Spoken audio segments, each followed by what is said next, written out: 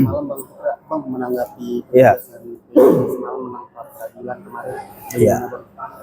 Yang pertama kita mengucapkan selamat ya atas menangnya pra peradilan. Saya selaku praktisi hukum yang sportif sangat menghormati proses hukum. Yang kedua, karena memang ini sudah ada putusan, maka putusan itu harus kami hormati dan putusan itu harus kita anggap benar.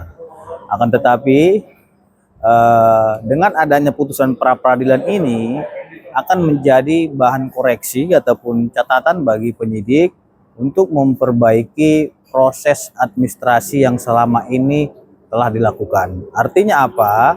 Hakim telah mengawasi proses peradilan ini dan dikarenakan adanya permasalahan formil yang belum terpenuhi, yaitu surat panggilan sebagai calon tersangka belum diterima oleh saudara P ya, tentunya ini harus menjadi catatan untuk penyidik agar penyidik melakukan pemanggilan, dan tentunya apabila memang ini sudah ada cukup bukti, ada bukti permulaan yang cukup dan sah, saya kira penyidik bisa membuka untuk membuat sprindik baru gitu.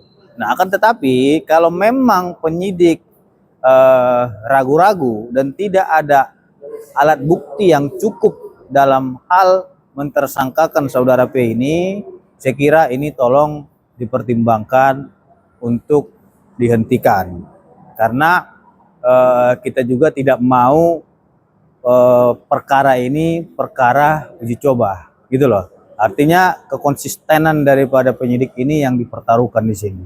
Nah, kalau memang yang bersangkutan diduga adalah ikut serta dalam persoalan yang sedang diperbincangan ini, silakan. Ini harus dipertahankan ataupun dikuatkan oleh rekan-rekan penyidik gitu.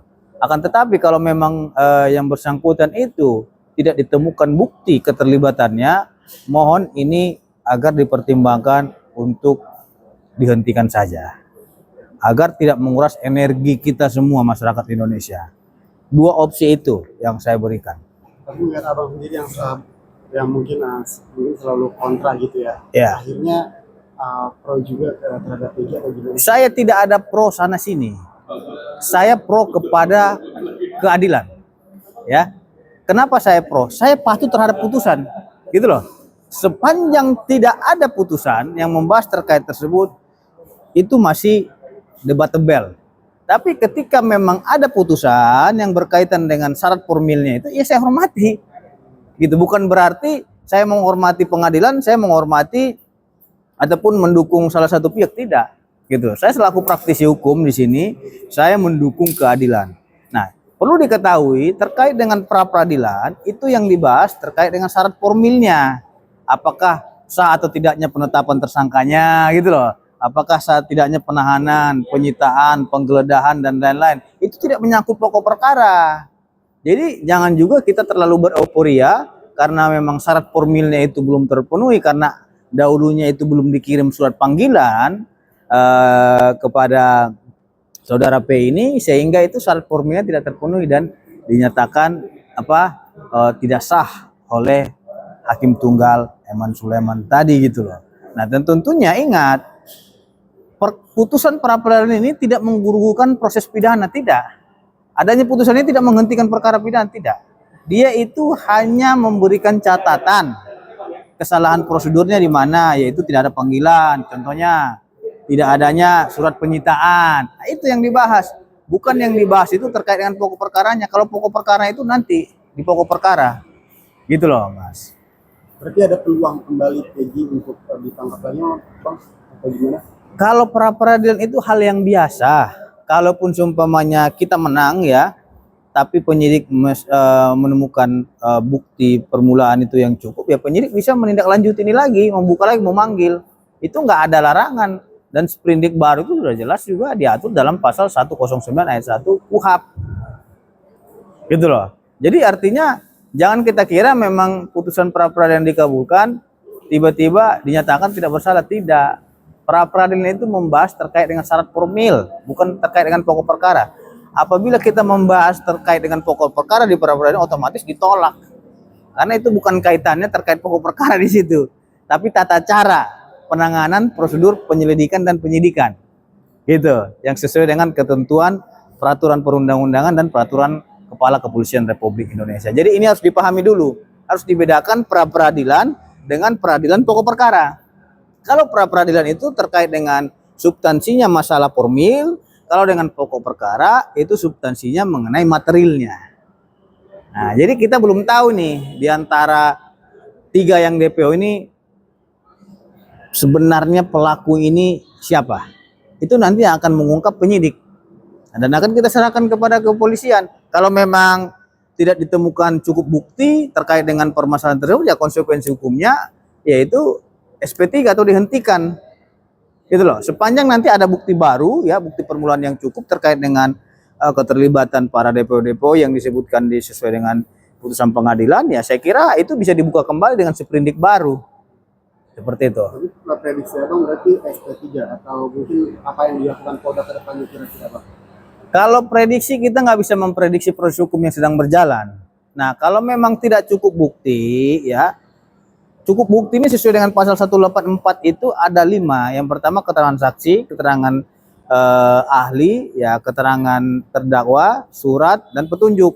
Apabila memang yang 5 ini sudah ada bukti permulaan yang cukup, yang sah, ya 2 alat bukti yang cukup, saya kira ini bisa menindaklanjutinya untuk dibuka lagi sprindik baru dan menetapkan tersangka kembali kan gitu. Akan tetapi kalau memang ini tidak cukup bukti sesuai dengan pasal 184 itu nggak bisa dilanjutkan. Bagaimana kita mempersangkakan sesuatu hal itu buktinya saya tidak cukup, gitu Mas. Bang, kekalahan Polda Jawa Barat di sidang pra peradilan itu apakah menunjukkan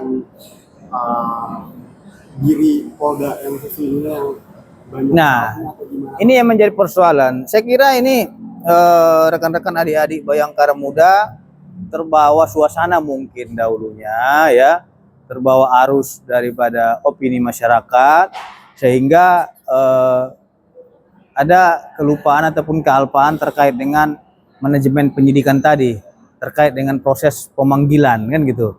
Seharusnya yang bersangkutan itu menurut pendapat dari pertimbangan hakim itu, ya saya berbicara sesuai dengan putusan ya, sesuai dengan putusan hakim itu terlebih dahulu saudara P ini dipanggil sebagai calon tersangka. Nah, ini tidak bisa dibuktikan kemarin bahwasanya sudah pernah dipanggil sebagai calon tersangka. Nah, ini yang menjadi persoalan. Kalau itu dulu itu pernah dipanggil sebagai calon tersangka, mungkin ceritanya nggak seperti ini. Nah, ini terkait dengan surat panggilan aja. Pernah nggak dipanggil sebagai calon tersangka? Nah, itu belum bisa dibuktikan kemarin. Nah, kalau memang ada surat panggilan itu tentunya ini lanjut ke pokok perkara gitu. Nah, itulah gunanya penyidik melakukan evaluasi, mengkoreksi terkait dengan manajemen penanganan yang selama dilakukan. Apabila memang ada hal-hal formil yang belum terpenuhi seperti surat panggilan itu bisa diperbaiki ulang dengan membuat sprindik baru seperti itu. Saya kira ini agar tidak mengurus energi kita juga, ya perlu dipertimbangkan juga terkait dengan bukti-bukti ini. Apakah bukti-bukti ini cukup untuk mentersangkakan seseorang, itu harus dipertimbangkan juga. Artinya apa? Jangan juga kita salah error in persona, ataupun jangan juga kita salah dalam hal error in objecto, gitu loh penempatannya. Ini yang harus didalami lagi, dilakukan evaluasi. Saya kira ini dari Mabes Polri juga telah melakukan evaluasi ya untuk melihat ini. Nah, kita sangat hormat kepada keputusan pengadilan, itu kita hormati, makanya saya berbicara sesuai dengan keputusan, karena saya tunduk dan patuh kepada setiap putusan pengadilan yang telah ingkrah atau berhukum tetap gitu. Mungkin penetapan tersangka ini buru-buru dugaan Abang itu kenapa sih Bang, kenapa cepet banget? Kan saya bilang tadi, karena memang ini kan tekanan massa ini kan luar biasa nih. Jadi ini menjadi beban moral ataupun beban mental bagi rekan-rekan penyidik saya yang melihat suasana ini, sehingga karena memang ada tekanan massa ini mungkin ada kehilapan penyidik lupa untuk melakukan pemanggilan, gitu loh. Apalagi saya kira pertimbangan penyidik itu memang juga didasarkan yang bersangkutan itu tidak diketahui keberadaannya ataupun DPO. Bagaimana mereka mau manggil orang yang tidak diketahui keberadaannya, itu mungkin logika juga gitu. Akan tetapi kita harus berkaca kepada putusan pengadilan ya, karena sudah ada putusan ya kita hormati itu, dan itu tidak bisa kita bantahkan. Dan ingat, putusan itu bukan terkait dengan pokok perkara. Putusan pra peradilan itu tidak akan menggugurkan perkara pidana, karena putusan pra peradilan itu hanya sifatnya terkait dengan syarat formil, baik itu pemanggilan, penyitaan, penggeledahan, dan penangkapan. Itu yang dibahas, bukan terkait dengan siapa pelakunya gitu. Seperti itu, Mas. Terakhir Bang, mungkin ada kata-kata untuk wisatawan yang kemarin dari Mas Bang. Kata-katanya yang pertama, saya hanya mengucapkan selamat ya, karena saya praktis hukum yang sangat profesional ya, praktis hukum yang sangat sportif ya. Saya harus hormati putusan pengadilan itu. Selamat kepada saudara PS ya. Saya kira jangan juga kita terlalu euforia atas kemenangan ini, karena ini bukanlah akhir dari segalanya gitu loh. Nah, sebab pra peradilan hanyalah membahas terkait dengan syarat formil penyidikan yang sedang berlangsung. Tetap berdoa, tetap beribadah, dan doakan kedua almarhum yang telah meninggal dunia, meninggalkan keluarganya. Itu kata bijak dari saya. Thank you Bang.